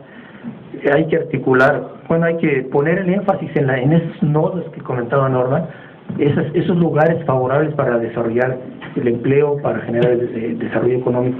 Se tiene que favorecer con infraestructura y demás, ¿no? Pero al mismo tiempo no te puedes olvidar de las zonas postergadas. Eso no va después, eso va al mismo tiempo, y se tiene que articular esos dos tipos de zonas. Ahí se plantean algunas ideas que, bueno, no me da mucho tiempo de comentar. Pasamos, esa es la parte a la siguiente. Con respecto a la estructuración urbana, podemos comentar así también muy rápidamente que se trata de impulsar ciudades más densas y compactas. O sea, ahí la Carta de Atenas original era una aberración cuando hablaba de que la mezcla de usos del suelo, pues no se permitía. Estaba aquí la vivienda, ahí estaba la industria, ahí estaban los comercios, etcétera, ¿no?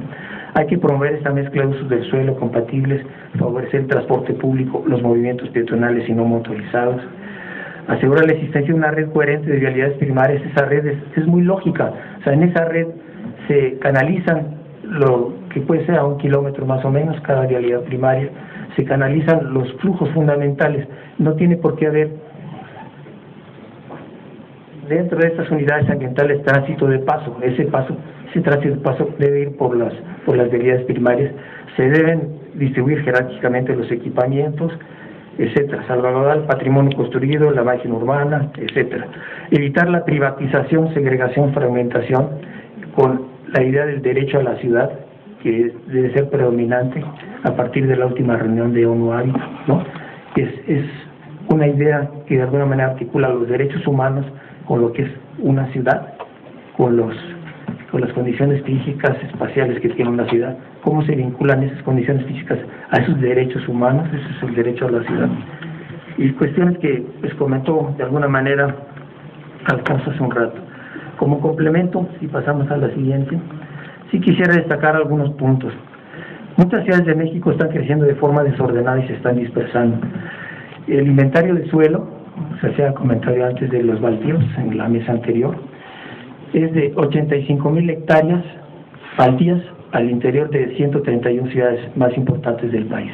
Si tomamos en cuenta eso y nos referimos otra vez al crecimiento que va a tener la población de México, que según CONAPO va a ser 145 o 140 millones de habitantes, ahí están la mitad de las viviendas, a 50 habitantes por hectárea está la mitad de las viviendas que necesitamos para crecer. ¿Cómo necesitamos crecer? Tanto como lo estamos haciendo en ese desarrollo absurdo, en ese desarrollo con conjuntos habitacionales dispersos, siguiendo nada más una lógica de lucro, una lógica financiera que no tiene sentido, que no era así en el Infonavit, en sus principios, que todo estaba normado, y que nos ha conducido a que tengamos, como dice el censo de 2010, 5 millones de viviendas desocupadas de un parque de más o menos 30 millones de habitantes de viviendas. Esto es un desastre nacional que poco a poco nos vamos a ir dando cuenta que está ahí. 5 millones de viviendas, estamos viendo en la foto de abajo qué es lo que está pasando con esas viviendas cuando no están ocupadas en una forma inútil y demás, ¿no? Ahora, pasando a la última página, para que no me ponga la tarjeta roja, en conclusiones, estoy haciendo una analogía aquí con una urdimbre y con una trama. O sea, en un tejido cualquiera, si se acuerdan cómo son esos tejidos, hay una serie de cuerdas que están fijas y por ella pasa o una corredera que es automática, o se puede ir pasando un tejido. Eso es equivalente a lo que podemos pensar que pasa en nuestros casos, que hay algunas condiciones relativamente fijas y condiciones que podemos modificar, que podemos transformar, que estamos moviendo. Las condiciones fijas son geográficas, naturales, ambientales hasta cierto punto, sociales, culturales, de gobernanza, de marco normativo y un patrón territorial y situación de los centros de población. Ahora, ¿qué es lo que podemos cambiar? Podemos perder la inocencia o interpretar objetivamente las cosas cuando vemos que hay fenómenos como la globalización, como el neoliberalismo, no pensar que provienen de ahí del cielo, sino que son procesos que son deliberados y que están actuados, que están promovidos por ciertos grupos que se están beneficiando con esos fenómenos. O sea, eso es una cosa que tiene que cambiar. Tenemos que consolidar ciertos enfoques, y aquí, junto con ese enfoque un poco extraño que les comentaba, me gusta mucho la idea de unas estrategias que están surgiendo ahora que se llaman estrategias basadas en las evidencias. Yo creo que es una idea muy buena, o sea, lo están haciendo mucho los médicos, están viendo qué funciona, qué no funciona, y que consecuentemente pues esto se debe adoptar. Tenemos que definir teorías correctas del desarrollo. Aquí yo pienso que no lo comentaba Norman, aunque tocó muchos puntos de desarrollo económico, pero tenemos que fomentar fundamentalmente actividades industriales, actividades manufactureras. Eso es lo que ha llevado al desarrollo a muchos países y deberíamos seguir ese ejemplo. También algunos pocos servicios que son productivos, como es el turismo, como es las tecnologías nuevas del conocimiento, pero no muchos servicios. Tenemos que combatir la política económica y social que está prevaleciendo, aumentar las capacidades para el desarrollo y finalmente transformar efectivamente nuestra realidad. Yo pienso que ese es el proceso fundamental, esa es la idea fundamental detrás de todo esto y es a lo que nos debemos abocar, y afortunadamente en este caso estamos trabajando aquí con el Instituto de Investigaciones Económicas haciendo esa estrategia territorial nacional y tratando de que se mejoren algunas cosas dentro del marco que pues hay que modificar, pero eso sería motivo de alguna otra intervención, alguna otra charla. Muchas gracias.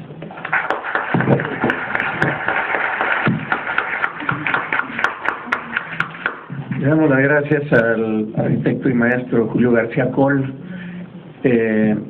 Nos ha planteado de manera crítica las experiencias de la planeación territorial en nuestro país y señalando algunas líneas de carácter estratégico sobre las cuales sería necesario y urgente atenderlas en un futuro inmediato. También agradecemos y reconocemos tanto a Julio como a Norman el ajustarse a los tiempos que tenemos establecidos. Creo que no ha habido necesidad inclusive de sacar la tarjeta roja, sino que esto nos da la oportunidad para un debate. Enseguida tenemos la exposición del doctor Javier Delgadillo Macías, nuestro colega y amigo de este instituto.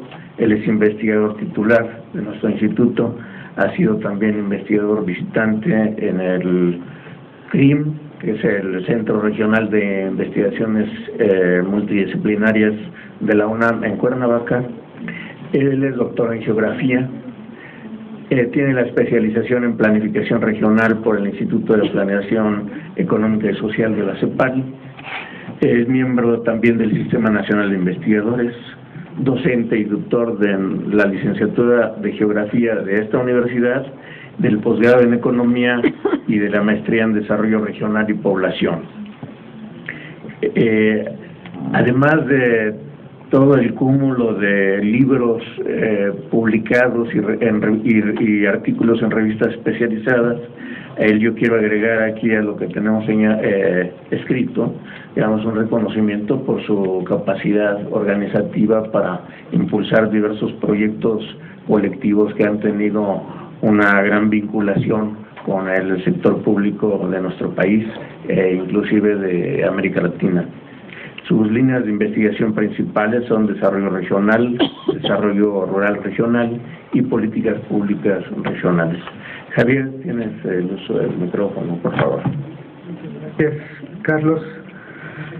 Voy a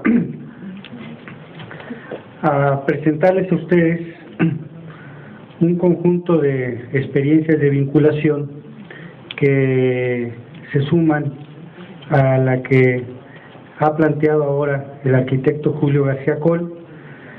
He querido poner como cierre de la participación de nosotros en el conocimiento de ustedes qué estamos haciendo en una de las fronteras de vinculación de nuestro grupo de trabajo del Instituto, específicamente con la Unidad de Desarrollo Regional, en vinculación con esta unidad de la Subsecretaría de Desarrollo Urbano y Ordenamiento Territorial de la Sedesol. También en el marco de esta presentación, pues resaltar algunos elementos que nos llaman a la discusión a partir de lo que se ha venido exponiendo a lo largo de este seminario. Yo iniciaría planteando una pregunta que me surge de la exposición en la mañana, de las exposiciones que se hicieron y de la intervención que se ha tenido el día de hoy por parte de dos muy destacados académicos. Así quiero llamar también al maestro García Coll. Muchos nos hemos formado a partir de su trabajo y de su experiencia, y que tiene que ver con el tema común de los que estamos metidos en la investigación regional, sectorial o territorial. O sea, qué vamos a priorizar, si seguir discutiendo el tema de la excesiva sectorialización de los enfoques, si debemos de centrar la atención en el ombligo que desde la geografía luego nos enseñan que el territorio y la región lo es todo, o debemos ir abriendo otro tipo de marcos de reflexión y de análisis. Por eso la pregunta en la cual voy a tratar después al final de hacer algún comentario tiene que ver con esto de cómo ensamblar escalas, y específicamente vamos a hacer una comparación, no una comparación, sino una presentación que desde mi punto de vista debe ser complementaria en este ensamblaje de escalas respecto a lo que ha presentado el arquitecto García Coll hace unos minutos. La siguiente, por favor. Hago uso de un esquema del doctor José Gasca, cómo hemos transitado. Disculpas por la última cuadrito de la flecha en color azul, que imagino que por cuestiones de sistema de los equipos no se registra de manera adecuada. En esta lámina hacemos el recuento de la importancia que tienen los procesos a través del tiempo en el posicionamiento y la evaluación de los problemas actuales. En ocasiones nos quedamos en un sesgo muy fuerte del día al día, cómo estamos operando, qué tenemos que resolver, y se nos olvida que venimos de una serie de procesos acumulados que condicionan una serie de indicadores o de valores a ser considerados en el análisis regional y territorial. Y en ese sentido, una de las observaciones que hacía Norman es muy importante, ¿no? ¿Cuál es la base material que tenemos, que sigue persistiendo en nuestro territorio? Pero también cuáles son los procesos de institucionalización que ha tenido altas y bajas en el acomodo de la política pública respecto a la atención de los problemas específicos de las regiones y la población que vive en su interior. La siguiente. En este esfuerzo de colaboración nos hemos centrado en tratar de acompañar una serie de orientaciones, de definiciones y de normativas que tiene la Unidad de Desarrollo Regional como atribuciones dentro de la Sedesol, y nos han dado la posibilidad no solamente de participar en ese diseño, sino de acompañar algunas acciones de gestión específica en lo que tiene que ver la política de desarrollo regional. Si bien es cierto que no se construyó en términos operativos un plan de desarrollo regional para el gobierno actual, lo que sí se ha venido haciendo es establecer una metodología transversal desde la definición de lineamientos para la operación de la política regional hasta su instrumentación a partir de una serie de elementos que de manera acumulativa se han ido construyendo a la par del ejercicio mismo que esta unidad ha tenido en sus responsabilidades de gestión. El primer elemento crítico del cual partimos es cómo hacemos concurrir a las instituciones, a aquellas instituciones corresponsables de lo que debería de hacerse o de lo que se está haciendo en aquello que podríamos llamar la esfera de la política pública regional. No quiero hablar de la existencia de una política regional expresa, pero sí de las esferas o los ámbitos de participación y corresponsabilidad que el sector federal tiene en sus atribuciones de aplicación, desde los ámbitos económicos hasta los ámbitos sociales, ambientales y de desarrollo de infraestructura, por señalar algunos. En el marco de esta concurrencia está colocado cuál es la normativa desde la cual se operan estos ámbitos de concurrencia. Ya en la mañana se puso énfasis en la necesidad de actualizar los reglamentos, las leyes, las normativas que operan, dado todo el diagnóstico que conocemos y que ha sido reiterativo, no solamente en este seminario, en otros seminarios, en otros foros, lo es reiterativo en la prensa. Quizá deberíamos de agregar un factor poco señalado en este seminario y que es una variable que está trastocando incluso aquellas dinámicas que hoy tratamos nosotros de poner en consideración en las dimensiones de desarrollo regional, y que es el tema propiamente de la seguridad o la inseguridad que debe de estar vista y atribuida en el ámbito o en los ámbitos territoriales. La CEDESOL, propiamente como cabeza de la instrumentación de lo que debería ser la esfera de la política regional, la Secretaría de Hacienda, que es la determinante, desde donde surgen los procesos de asignación y distribución de los recursos que llegan a los ámbitos estatales y municipales, y la operación transversal también de los esfuerzos de intersectorialidad. La condicionante básica que debe tener todo proceso de desarrollo regional, que es la circunstancia del medio ambiente y de la base material del uso de los recursos potenciales, no solamente en un sentido económico, y algunas otras instituciones que tienen atribuciones o que tienen un énfasis o participación muy relevante en el contexto actual, como lo es la Secretaría de Turismo, por eso colocada en esta lámina. La siguiente, por favor. Dentro de este ámbito de vinculación de la universidad con la CEDESOL, además del importante trabajo que viene encabezando el arquitecto García Coll y la coordinación de nuestro grupo de trabajo a través de Adolfo Sánchez Almanza, que tiene que ver específicamente esta iniciativa con la promoción o el fortalecimiento operativo que pudiera darse de una estrategia nacional de desarrollo territorial.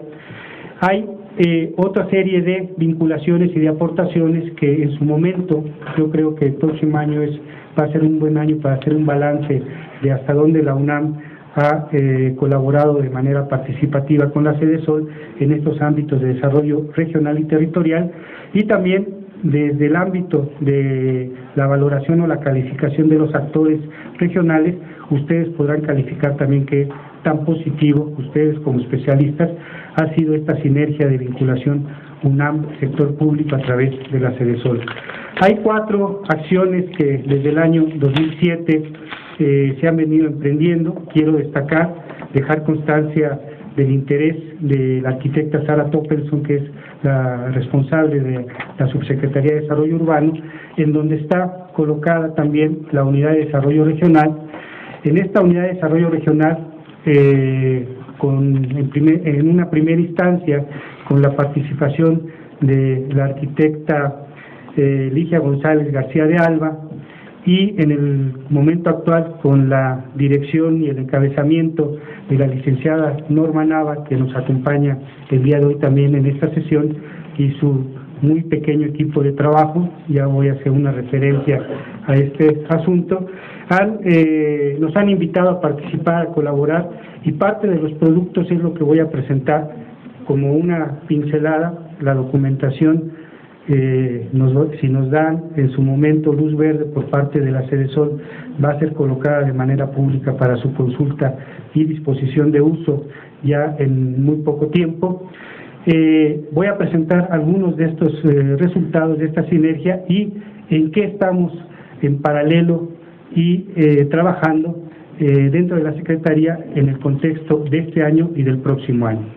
4 líneas de interacción. Una primera, en donde se trató de construir una visión compartida de desarrollo regional desde una perspectiva estratégica, con una visión, como aquí lo ha planteado el arquitecto García Coll, tratando de comprometer un espíritu metodológico de análisis sistémico sobre los problemas que aquejan, y sumando un elemento metodológico también, que es una visión de redes para atender los problemas de las regiones del país. Un segundo momento, a partir del año 2008, al cierre de 2008, donde se elaboraron los criterios para el diseño y la operación de la Política Nacional Regional, que es parte de la herencia que se puede dejar de estas experiencias normativas que todavía no están colocadas como debiera ser en el ámbito de las esferas estatales, subregionales y municipales. Un tercer momento con la construcción de los escenarios prospectivos de desarrollo regional, que suma a los diagnósticos que se han hecho desde diferentes fronteras de trabajo. El propio grupo de Norman Azual ha abundado en términos del diagnóstico de las problemáticas regionales, urbanas y metropolitanas del país. Y un cuarto momento que se culminó este año con la definición de los instrumentos para la operación de la planeación regional. Al final voy a mencionar de 2 iniciativas más que estamos por desarrollar o desarrollando en el momento actual con esta subsecretaría. La siguiente: visión regional estratégica del país, con un encabezamiento operativo del Centro Geo en las dinámicas de construcción de esta visión para insertarlo en todo lo que es la Estrategia Nacional de Desarrollo Regional. La siguiente: partiendo de una serie de metodologías participativas, la siguiente, se fueron construyendo una serie de dimensiones de reconocimiento a partir de indicadores previamente colocados en una base de información sistematizada, su dimensión de problematización más allá de las escalas funcionales o las escalas político-administrativas, como aquí lo señalaba Norman, en donde se estaban dando las interacciones más dinámicas y la determinación de zonas relevantes que debían ser atendidas, sea en un sentido de las dinámicas más intensas o favorecedoras del desarrollo regional, como aquellos procesos que limitaban o limitan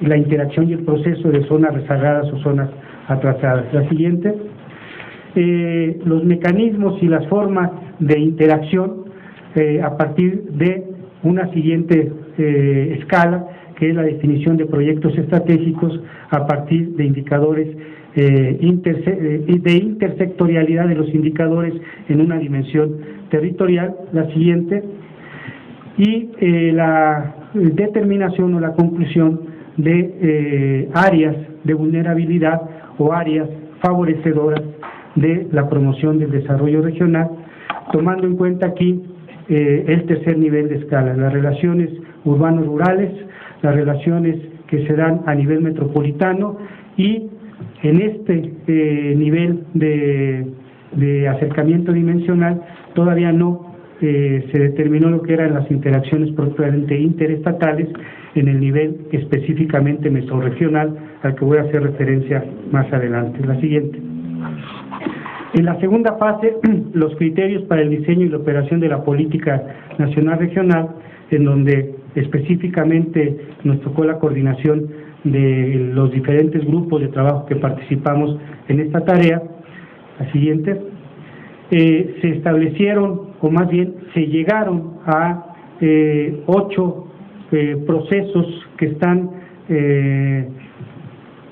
colocados en lo que seguramente presentaremos el próximo año como una metodología operativa de lo que ha sido o fue la función de la política de desarrollo regional para el caso de México, a través específicamente de una de las unidades de operación que tienen corresponsabilidad en ello.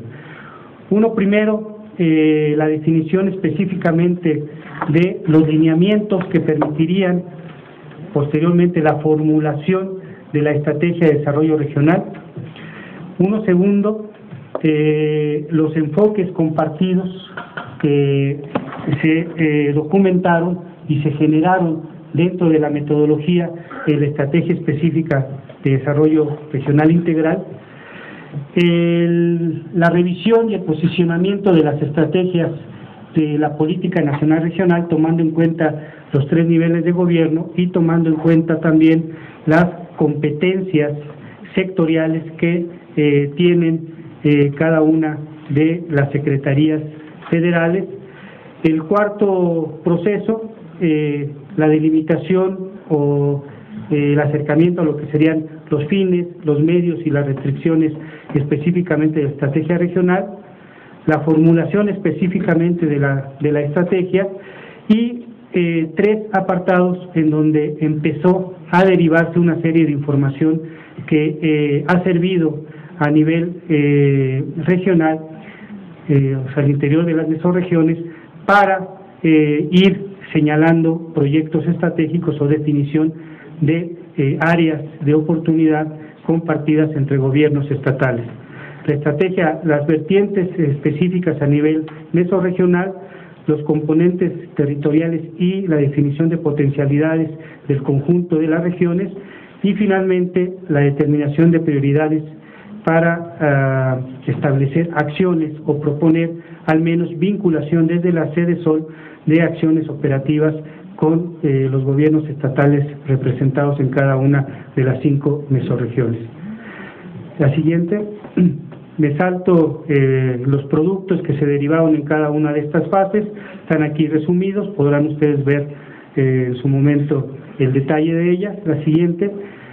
Me quiero centrar rápidamente en la metodología para caracterizar la medición y la comparación de los problemas propiamente regionales en esta dimensión de escala mesorregional, a partir de una matriz de información que califica aquellos indicadores posibles de medir con información oficial, y posteriormente, lo voy a mencionar en otra etapa, el agregado ya de información propiamente generada al interior de cada una de las entidades federativas o de las regiones, que suman en una valoración específica esta modelación comparativa que hicimos de las regiones. Y los factores encuadrados en un conjunto de variables, las sociales, las propiamente económicas, las que determinan la integralidad territorial, y transversalmente aquellas que tienen que ver con los factores de vulnerabilidad ambiental, que es la condición básica que genera o establece el modelo de análisis comparativo. La siguiente. Algunos resultados de esta comparación en la escala mesorregional. En un primer acercamiento, los factores de convergencia regional, donde tenemos en el color rojo aquellas entidades con factores más críticos derivados del análisis multifactorial de los indicadores, en color verde aquellos que tienen una calificación mejor. La siguiente. El indicador relacionado con el PIB per cápita, un índice, la construcción de un índice comparativo de desarrollo social, un índice comparativo de desarrollo económico y un índice de integración territorial, tomando en cuenta una serie de vectores convergentes desde una medición de 30 años. La siguiente. Y una serie de mapas o de agregados que son conclusivos de este enfoque comparativo. Por un lado, un mapa que ahora es de alguna manera actualizado, puesta en una dimensión más cercana a la realidad, el que ha presentado el arquitecto Julio García Colo, que se está haciendo con el trabajo encabezado por Adolfo, que tiene que ver con las áreas de consolidación urbano-regional y su contraparte, las áreas de rezago que deben ser atendidas en una escala de atención pública que tiene que ver específicamente con la estrategia de desarrollo territorial. La siguiente, el índice de desarrollo regional, en donde si abrimos un poco la comparación hacia lo que se presentaba como los 3 Méxicos, seguimos en una dimensión de interacción entre el norte, el centro y el sur, pero con modalidades muy particulares que tienen que ver con las dinámicas fronterizas. Esto, agregando la información de los últimos 5 años que tienen que ver con la suma de indicadores críticos también a partir del tema de la inseguridad, genera una serie de dimensiones que deben ser consideradas en un ámbito en una visión no específicamente mesorregional, sino de manera particular en el análisis intraestatal para ver cómo se están dando estos problemas críticos. La siguiente. Se hizo un esfuerzo de construcción de escenarios prospectivos, en donde participamos conjuntamente con el Centro Geo, y algunos de los resultados que se derivaron la siguiente. Se dimensionaron a partir de 4 ejes sobre los cuales se construyó después el modelo en el cual estamos trabajando en la fase operativa o en la gestión del desarrollo en las regiones actualmente. Uno que tiene que ver con los factores de desequilibrio y desigualdad regional, uno segundo que tiene que ver con los procesos o los factores de integración territorial, el tema de la institucionalidad para el desarrollo regional, señalándose a la institucionalidad como uno de los factores críticos más importantes y desde luego la necesidad de generar una serie de iniciativas y fortalezas colectivas que nos lleven a constituir un nuevo marco institucional para el país, no solamente en el ámbito de la política regional, y el tema de la sustentabilidad ambiental. ¿Quieres pasar a la siguiente, por favor? La institucionalidad como problema central para la operación de la política pública regional y las limitantes que se dan en el ámbito de la intersectorialidad, la interinstitucionalidad y la multidimensionalidad de los factores críticos sobre los cuales las corresponsabilidades deben ser compartidas, ¿no? Que corresponde a los gobiernos municipales, que a los gobiernos estatales, que al nivel federal, pero en una dimensión distinta. O sea, ¿en qué sentido son copartícipes los 3 niveles de gobierno de la atención de los problemas que aquejan a la sociedad? O sea, nosotros como actores regionales no nos importa mucho ver quién tiene la competencia en un ámbito específico de interacción institucional. Lo que queremos es ver resueltos problemas, ¿sí? Y esta parte es uno de los retos que están puestos desde hace varios años como parte de la atención de la necesidad de vincular una dimensión de intersectorialidad e interinstitucionalidad en un marco distinto a lo que la norma establece en el contexto actual. La centralización, el sesgo sectorial que sigue teniendo la política pública, la importancia de escalar el posicionamiento de los municipios en un ejercicio de participación de planeación estratégica para los territorios, fortaleciendo sus capacidades y también asignándole mayores corresponsabilidades sobre los efectos críticos que se dan en el ámbito de desarrollo territorial, y el tema de la gobernabilidad y la gobernanza que se da en las tres escalas, ¿no? Se señalaba en un ejercicio de los actores participativos que ayudaron a diseñar los lineamientos prospectivos, el descontrol que se tiene desde la esfera pública federal de la participación, el protagonismo de los gobiernos estatales. La siguiente, por favor. La siguiente. Dentro de los escenarios se plantearon dos tipos de escenarios, uno que tiene que ver con las tendencias de los procesos y aquello que fue derivado como escenarios de futuro o de escenarios posibles y deseables, y una serie de calificaciones. No entro al detalle de ello, solamente presento cómo se grafican para el caso de las 5 mesorregiones estas tendencias. La siguiente. En el escenario tendencial tenemos las 5 regiones, y si nosotros llevamos cada una de los ritmos de incremento tendencial visto a través de cada uno de los análisis que se dieron en las 4 componentes del modelo, o sea, en integración territorial, en restricción ambiental y sustentabilidad territorial, en el tema económico y en el tema social, vemos más o menos una tendencia que es recurrente para las 5 regiones del país. La siguiente. En el escenario optimista, lo que quisiera ver es precisamente un incremento en la media para la cual se está proyectando hacia el año 2030 la presencia o la integralidad de los procesos al interior de los territorios. Y finalmente, la siguiente.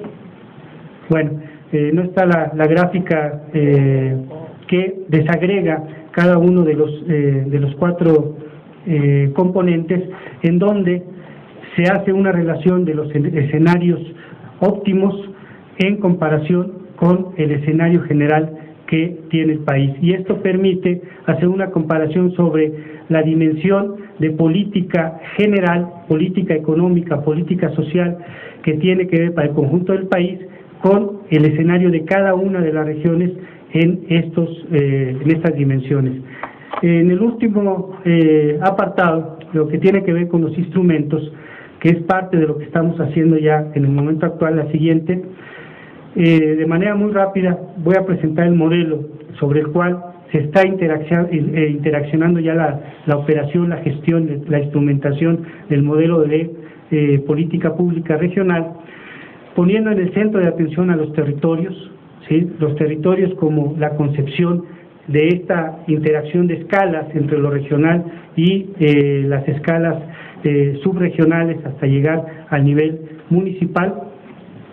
El objetivo que tiene que ver con la integración territorial, que es el objetivo básico de la política regional, junto con un segundo objetivo que es mejorar las condiciones de vida de los actores regionales y los elementos que están participando dentro de esta estrategia, cómo alcanzar procesos de cohesión, de sustentabilidad, cómo integrar los territorios rurales en el proceso de integración territorial, la relación urbana-rural, y el elemento de competitividad, no el elemento de competitividad en lo general, sino competitividad sistémica, territorial o regional, que es otro de los elementos fuertes que trae el modelo de operación de la gestión pública. La siguiente. Dentro del modelo de gestión, la interacción que se da desde el nivel federal hacia el nivel municipal, pasando por una propuesta que es la que empezaremos a operar en estos próximos meses, que es la interacción de la metodología en dos regiones específicas del país, en la región centro-país y en la región centro-occidente, a partir de un instrumento mediador del acercamiento en los procesos y los proyectos de desarrollo intrarregional. Y me referiré en ese sentido a lo que es la construcción de un modelo que hemos denominado Sistema Permanente de Información Regional, SIDERE, que está en el ámbito de la política operacional de la Unidad de Desarrollo Regional y que tiene, entre otros elementos, voy a presentar solamente dos gráficas más, Carlos, y con eso termino, que tiene como función esta interacción final. ¿Me quieres pasar la siguiente? Te digo dónde nos detenemos. La siguiente, ¿sí? Ahí. Propiamente el sistema de interacción regional, lo que se propone es crear instancias de coparticipación en donde el nivel federal y los niveles estatales coincidan en intereses a partir de dos elementos básicos. Uno,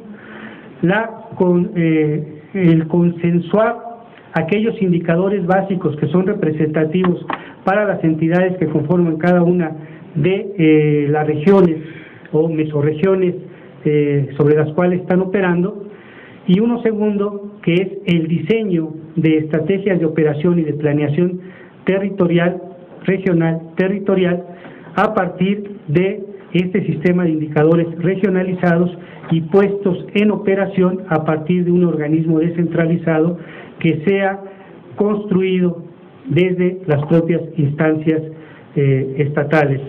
El papel de este sistema no solamente es monitorear, sino promover y evaluar los esfuerzos de colaboración participativa en el ámbito regional de aquellos proyectos que tienen incidencia territorial, además de estar alimentando y actualizando las matrices de información que se alimentan de la información básica generada de manera oficial, pero junto con aquella que se construye de manera institucional en los dos ámbitos de competencia, el nivel federal y los niveles estatales que coparticipan en la dimensión o los esfuerzos de promoción del desarrollo al interior de las mesorregiones. La siguiente, ¿sí? Dentro de esta modalidad de operación, empezaremos en un par de semanas más el proceso de interacción dentro de la Estrategia de Desarrollo Regional y su aplicación en el centro-occidente y en el centro-país, y un segundo esfuerzo de colaboración al cual estamos invitando a ustedes y a un público seleccionado a reflexionar, conocer parte de estos resultados y reflexionar sobre la necesidad de redimensionar la política, la estrategia, la dimensión, el conocimiento de los problemas regionales como un elemento estratégico desde el cual o a partir del cual es posible atender con mayor eficiencia y diría yo que también con mayor eficacia si en la esfera de lo que es un Plan Nacional de Desarrollo lográramos colocar la intencionalidad y la dimensión de la dimensión regional en lo que sería la esfera de la política pública. Termino con la invitación, la siguiente, última, por favor, última. Hemos abierto a partir de esta semana un foro, ¿quieres regresar, por favor? Un foro virtual en donde estamos colocando a partir de la dinamización de 10 expertos temáticos, aquí están colocados los temas, una serie de ideas provocadoras para la reflexión, la interacción con gente que tiene que ver con la política pública de índole regional o que son actores específicos de la gestión del desarrollo regional, así como a una serie de académicos. No es una invitación abierta, ¿sí?, a cualquier persona, la hacemos extensiva a ustedes como especialistas interesados de esta temática. El foro se va a mantener abierto hasta el día en que iniciaremos un foro presencial y las fechas de colocación de los temas están aquí señaladas. Ustedes pueden acceder a este foro en la dirección que está aquí colocada. Son 4 las dimensiones temáticas que estamos abordando.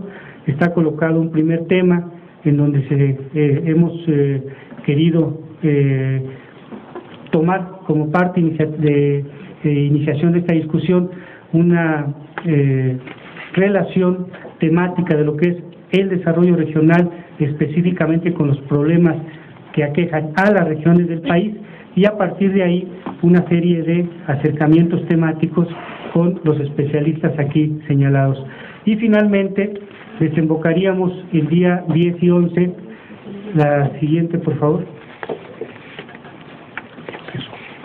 desembocaríamos con lo que sería la realización de un foro nacional, un foro abierto, sí a quienes quisieran participar, estar presentes e interactuar en este foro los días 10 y 11 del mes de octubre en este Instituto de Investigaciones Económicas, y la pretensión de este foro es sacar un pronunciamiento de carácter nacional derivado de la interacción que hemos tenido a lo largo de estos años desde las universidades y específicamente de nuestra universidad con instancias del sector público en el ámbito de la política regional, y de manera particular también lo que se derive del foro virtual y de la discusión del foro presencial. Termino por invitarlos a que conozcan con mayor detalle la información que aquí se ha presentado de manera muy general. Vamos a abrir una página también donde vamos a subir la información que hemos ido generando y aquellas que ustedes sugieran como elementos importantes de ser conocidos por quienes estemos interactuando en estas dinámicas que de aquí al mes de diciembre estaremos generando desde nuestro instituto y nuestra universidad. Muchas gracias y quedo atento a sus comentarios.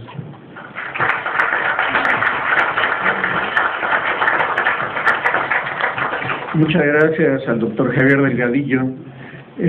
Agradecemos también que en su oportunidad haya enfatizado precisamente el compromiso que tiene nuestra Universidad Nacional Autónoma de México en los grandes problemas nacionales, entre los cuales está precisamente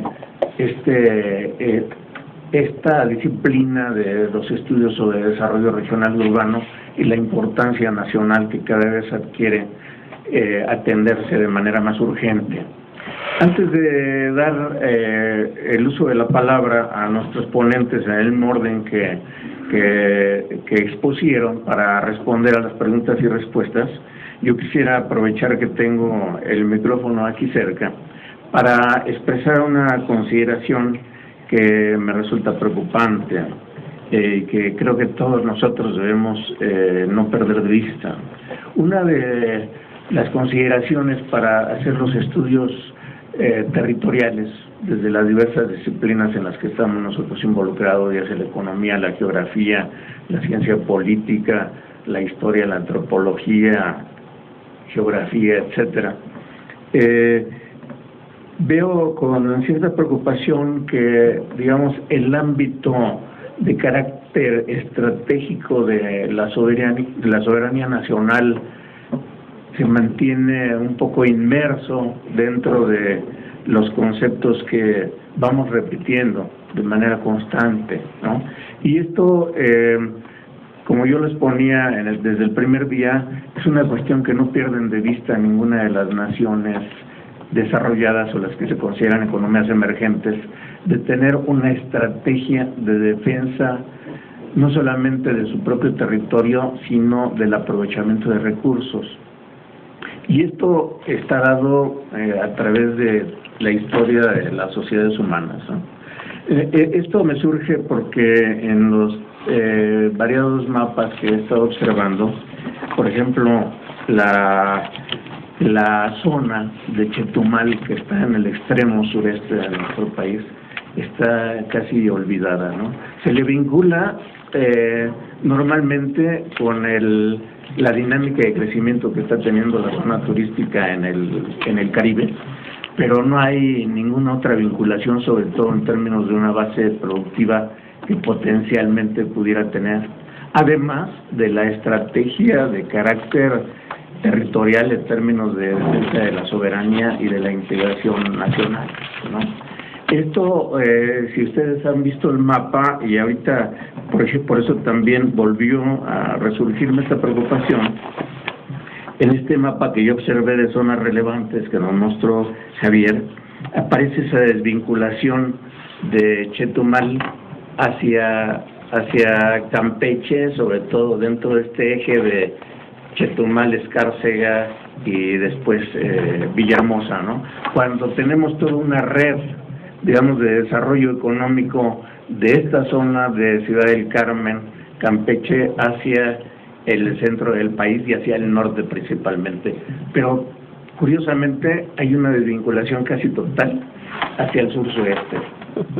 Si nosotros recordamos históricamente, Chetumal fue uno de los puntos principales a través de los cuales estuvo gestando